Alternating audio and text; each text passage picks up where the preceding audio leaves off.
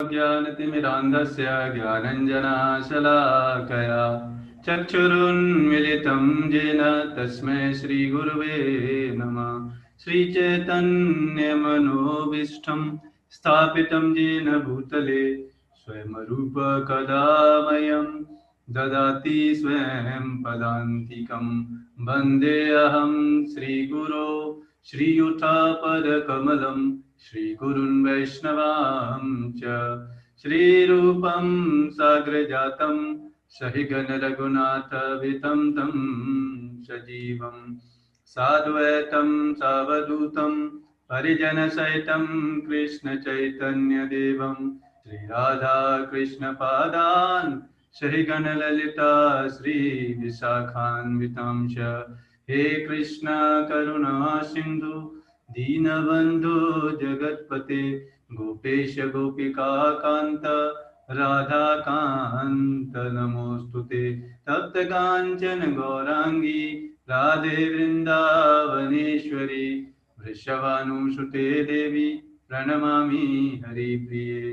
वाञ्छाकल्पतरुभ्यश्च कृपा सिन्धुभ्येव च पतितानां पावनेभ्यो वैष्णवेभ्यो नमो नमः। जय श्री कृष्ण चैतन्य प्रभु नित्यानंद श्री अद्वैत गदाधर श्रीवासादि गौरभक्त वृंद। हरे कृष्णा कृष्ण कृष्ण हरे हरे राम राम राम हरे हरे। हरे कृष्णा। तो आपका हार्दिक स्वागत। और अभी हम भगवत गीता के सेकंड चैप्टर का 20th वर्स डिस्कस करेंगे। और आज हमारा टॉपिक का डिस्कशन है the mysterious journey of the soul. मतलब इस संसार में आत्मा का किस तरीके से यहाँ से वहाँ भ्रमण कर रही है उसके बारे में जानेंगे, और उसका फाइनल डेस्टिनेशन कहाँ पे जाना चाहिए एब्सोल्युटली, वो भी डिस्कस करेंगे। तो आइए आज के श्लोक को थोड़ा डिस्कस करते हैं। तो ये श्लोक है अव्यक्तादीनि भूतानि व्यक्तमध्यानि भारत अव्यक्तनिधेनान्येव तत्र का परिदेवना। तो इसमें भगवान कृष्ण क्या बता रहे हैं, सारे जीव प्रारंभ में अव्यक्त रहते हैं। अव्यक्त मतलब मैनिफेस्ट नहीं होना। मतलब जैसे मान लो कोई अव्यक्त का मतलब होता है जैसे मान लो कोई चीज है बट वो हमको दिख नहीं रही है ना। और व्यक्त बोलते हैं कि जो हमारे सामने प्रकट दिख रही हो, बस इतना अंतर है। मध्य अवस्था में व्यक्त होते हैं, मतलब इन जीवात्माओं के बारे में, हमारे बारे में बता रहे हैं कि पहले हम आत्मा क्या है, इस संसार के लिए बात हो रही है। आध्यात्मिक जगत में जब जाती है तब नहीं बात हो रही इस आध्यात्मिक जगत में। क्यों? क्योंकि इस आध्यात्मिक जगत का क्रिएशन होता है और एनिहिलेशन, एक साइकिल, एक duration of time of period के बाद क्या होता रहता है, क्रिएशन और एनिहिलेशन होता रहता है ना। इसीलिए आप देखोगे कि इस संसार में हर चीज, law of conservation of energy का जो लॉ है वो इस संसार के हर एटम के साथ काम करता है नहीं। तो सारे जीव प्रारंभ में अव्यक्त रहते हैं, मध्य अवस्था में व्यक्त हो जाते हैं। और भी अगर समझें तो जैसे मान लो एक प्रैक्टिकल एग्जांपल दूं, जैसे जीवात्मा जब जन्म लेता है तो क्या हुआ, व्यक्त हो गया। जब मृत्यु हो गई है ना, और जब इस संसार में जैसे मान लो कोई जेल है, सिंपल एग्जांपल और भी मैं देना चाहता हूँ। जेल है, ठीक है ना। अब जेल में कोई व्यक्ति रह रहा है, कैदी है, ठीक है। कैदी गया, अब उस पीरियड में क्या है, अब जेल को कहीं थोड़े समय के लिए ट्रांसफर करना है कि नहीं। तो उस समय क्या करना पड़ेगा, कुछ टेम्परेरी व्यवस्था करनी पड़ेगी उस जेल के कैदियों की, है कि नहीं। क्योंकि यहाँ से शिफ्ट करना है, यहाँ पे प्रॉब्लम आ गई है, दूसरी जगह पे जेल बनने में समय लगेगा वहां पे। तब तक क्या हुआ, जब तक जेल में था व्यक्त था, और जैसे ही इस जेल से जाने के लिए अब कहीं टेम्परेरी व्यवस्था की गई, उसको बोलेंगे अव्यक्त जीव के लिए, ठीक है ना। और फिर फाइनली दूसरी जेल में जब डाल दिया जाएगा, तो उसी तरीके से जीव के साथ होता है कि जब एक शरीर मिलता है, दूसरा शरीर मिलता रहता है, लेकिन ये तो कब तक मिलता रहता है? जब तक कि इस भौतिक ब्रह्मांड का अस्तित्व रहता है। लेकिन एक समय के बाद क्या होता है, इस ब्रह्मांड का डिस्ट्रक्शन भी होता है, फिर नेक्स्ट टाइम ऑफ पीरियड के बाद फिर क्रिएशन होता है। ये वैदिक स्क्रिप्चर्स के हिसाब से इस तरीके से डिजाइन है, ये भौतिक जगत का रूल है। अतः मतलब ये लॉ है।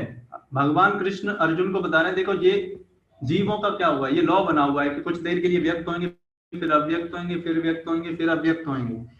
अतः शोक करने की क्या आवश्यकता है? भगवान ये कन्विंस करना चाह रहे हैं कि आपको धर्म के लिए युद्ध करो, अपने कर्तव्य का पालन करो। और असली कर्तव्य क्या है? भगवान की इच्छा के लिए कार्य करना, यही असली कर्तव्य। आप देखो भगवान कृष्ण बोल रहे हैं अर्जुन को ये करना है, ये इसलिए उन्होंने युद्ध किया। अगर और कोई होता तो नहीं अर्जुन युद्ध नहीं करते, क्योंकि भगवान कृष्ण अल्टीमेट अथॉरिटी हैं। उनकी इच्छा के अनुसार जो कार्य होगा उसी को भक्ति बोलते हैं, उसी को क्या बोलते हैं? कृष्णा कॉन्शियसनेस बोलते हैं। आखिर परपट में क्या बताया जा रहा है? यह स्वीकार करते हुए कि दो प्रकार के दार्शनिक हैं, मतलब दो तरीके के थॉट थिंकर्स हैं इस संसार में, सोचने वाले, विचार करने वाले आत्मा के बारे में ये नहीं शरीर के बारे में विचार करने वाले, नहीं, शरीर के बारे में विचार करने वाले तो भरी पड़ी है पूरी संसार। आत्मा के बारे में विचार करने वाले, आत्मा के बारे में जो सोचते हैं, वो दो प्रकार के हैं। कौन से? एक तो वे जो आत्मा के अस्तित्व को मानते हैं, और दूसरे वे जो आत्मा के अस्तित्व को नहीं मानते। कहा जाता है कि किसी भी दशा में शोक करने का कोई कारण नहीं है। मतलब एक लोग मानते हैं कि ये शरीर खत्म, सब कुछ खत्म, एक कुछ लोग ऐसा मानते हैं। दूसरे लोग क्या मानते हैं कि आत्मा एग्जिस्ट करता है, फॉरएवर रहता है, उसको ये शरीर मिलता है।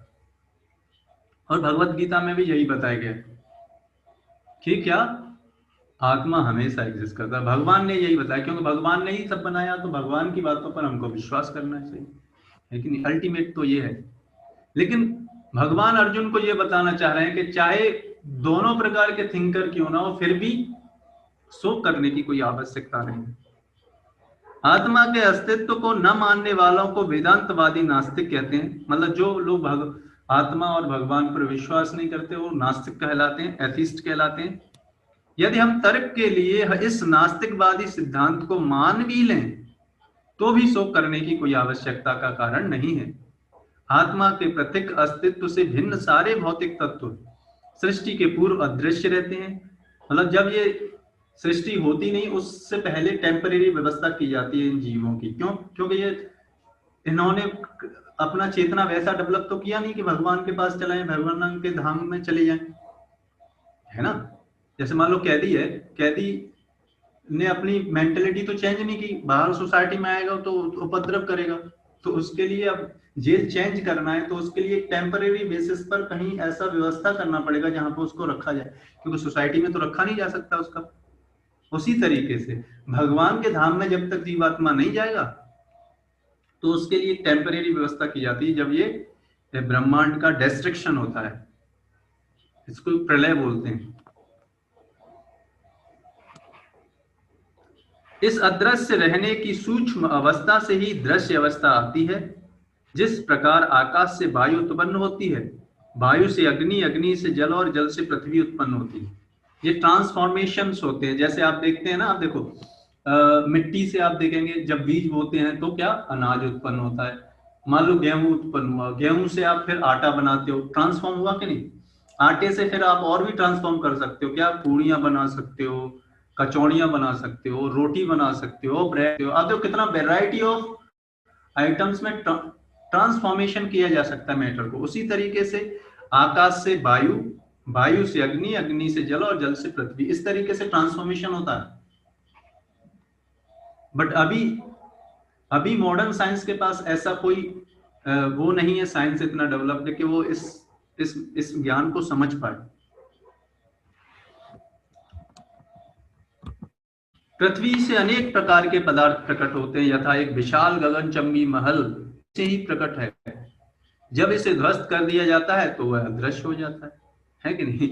और अंततः परमाणु रूप में बना रहता है। शक्ति संरक्षण का यही नियम बना रहता है। यही बता रहे कि law of conservative of energy law क्या है कि एटम्स का कभी डिस्ट्रक्शन नहीं होता। है कि नहीं। मॉलिक्यूल्स बनते हैं तो इस मॉलिक्यूल्स के उस मॉलिक्यूल्स में एटम चले जाते हैं, बस ट्रांसफॉर्मेशन हो जाता है। किंतु कालक्रम से वस्तुएं प्रकट तथा अप्रकट होती रहती हैं। अंतर इतना ही है कि अतः प्रकट होने यानी व्यक्त और अव्यक्त होने, प्रकट और अप्रकट होने पर शोक करने का कोई कारण नहीं है। यहां तक कि अप्रकट अवस्था में भी वस्तुएं समाप्त नहीं होती। हाँ, आप देखो अप्रकट जब होते हैं तो इस आत्मा का एग्जिस्टेंस खत्म नहीं होता, केवल मध्य में वे प्रकट होते हैं और इस तरह इसमें कोई वास्तविक अंतर नहीं पड़ता। यदि हम भगवत गीता के इस वैदिक निष्कर्ष को मानते हैं कि भौतिक शरीर कालक्रम में नाशवान है, मतलब ये शरीर तो नष्ट होता है, जैसे आपका शर्ट फट जाता है तो दूसरी शर्ट पहन लेते हैं, उसी तरीके से ये शरीर जब रहने लायक नहीं रहता, जब ये शरीर बूढ़ा हो जाता है तो फिर आत्मा इस शरीर को छोड़ के जैसे कर्म इस जीवन में किए हैं, नेक्स्ट लाइफ उसको वैसा शरीर मिल जाता है। किंतु आत्मा शाश्वत है, नित्य युक्ता शरीर ना, शाश्वत का मतलब फॉर एवर एग्जिस्टिंग, जिसका ना तो जन्म है ना मृत्यु है, उसको बोलते हैं शाश्वत। तो हमें यह सदा स्मरण रखना होगा कि यह शरीर वस्त्र के समान है नहीं, अभी उदाहरण दिया था आपको। अतः वस्त्र परिवर्तन होने पर शोक क्यों? आप देखो जब हम कपड़ा चेंज करते हैं तो शोक होता है, होते थोड़ी है इतना है कि नहीं। नया कपड़ा आराम से खुशी से पहनते हैं नया कपड़ा। शाश्वत आत्मा की तुलना में भौतिक शरीर का कोई यथार्थ अस्तित्व नहीं होता, यह स्वप्न के समान है। स्वप्न में हम आकाश में उड़ते या राजा की भांति रथ पर आरूढ़ हो सकते हैं, किंतु जागने पर देखते हैं कि ना तो हम आकाश में हैं ना रथ पर। वैदिक ज्ञान आत्म साक्षात्कार को भौतिक शरीर के अनिश्चित्व के आधार पर प्रोत्साहन देता है। अतः चाहे हम आत्मा के अस्तित्व को माने या न माने, शरीर नाश के लिए शोक करने का कोई कारण नहीं है। भगवान कृष्ण ये बताना चाहते हैं, देखो ये शरीर के नष्ट होने के लिए शोक नहीं करना। अगर वास्तव में चिंता करनी है तो इस बात की करें कि हम कितने जन्मों से हम इस संसार में जन्म मृत्यु के साइकिल में फंसे पड़े, यहां से निकलने के लिए चिंता करें, है कि नहीं। तो ऐसा नहीं होगा कि कोई व्यक्ति चिंता नहीं करता, ऐसा इस संसार में कोई व्यक्ति नहीं है जिसको चिंता नहीं है कि नहीं। बात यही है कि कोई अपनी नेगेटिव चीजों के लिए चिंता कर रहा है, कोई अपनी पॉजिटिव चीजों के लिए चिंता कर रहा है कि नहीं। जो जीवन में कुछ कार्य करेगा उसको चिंता करनी पड़ेगी, है कि नहीं, तभी सक्सेसफुल होएगा है कि नहीं। तो इसलिए क्या करना चाहिए, ये जीवात्मा आप देखो कितने जन्मों से आप काउंट नहीं कर सकते, इसका हिस्ट्री आप काउंट नहीं कर सकते, कितने जन्मों से, समय वर्षों की बात नहीं कर रहे, कितने जन्मों से इस भौतिक संसार में जन्म मृत्यु की साइकिल में कभी हम, है ना, कभी हम जानवरों के शरीर धारण किया, कभी चींटी का शरीर धारण किया, कभी पशुओं का शरीर धारण किया, और सौभाग्य से हमको ये मनुष्य शरीर मिल गया और यहाँ पर हम अपनी डेस्टिनी चेंज कर सकते हैं। हमारे हाथ में है, अगर हम सही कार्य करेंगे, कृष्ण की इच्छा अनुसार कार्य करेंगे, तो इसी जीवन में हम भगवान के पास उनके साथ प्रेम संबंध स्थापित करके उनके धाम में सदा सदा के लिए जा सकते हैं। और चाहे तो हम निम्न जातियां प्रजातियां, जैसे फिर द्वारा जानवरों की प्रजाति में फिर द्वारा हमको वही शरीर मिल सकता है। तो चॉइस इन अवर हैंड कि how to handle our life, है कि नहीं। लाइफ हमारे हाथों में, कैसा हमको नेक्स्ट फ्यूचर बनाना है। तो ये है जर्नी, इस सोल का क्या जर्नी, आप देखो डेस्टिनेशन है, उसके बारे में आपको देखो, जो डेस्टिनेशन जहां जाना है उसके बारे में भागवतम के 3rd कैंटो के 3रे स्कंद के 15वें अध्याय के 22वें श्लोक में क्या बता रहे हैं, वापी शुविद्रो मतटास्मलामृता प्रेष्यानिवता निजवने तुलसी भिरीशम अभ्यर्चति स्वलकमुन्न समीच वक्त्र मुच्छेषितं भगवते त्ययातांगय श्री।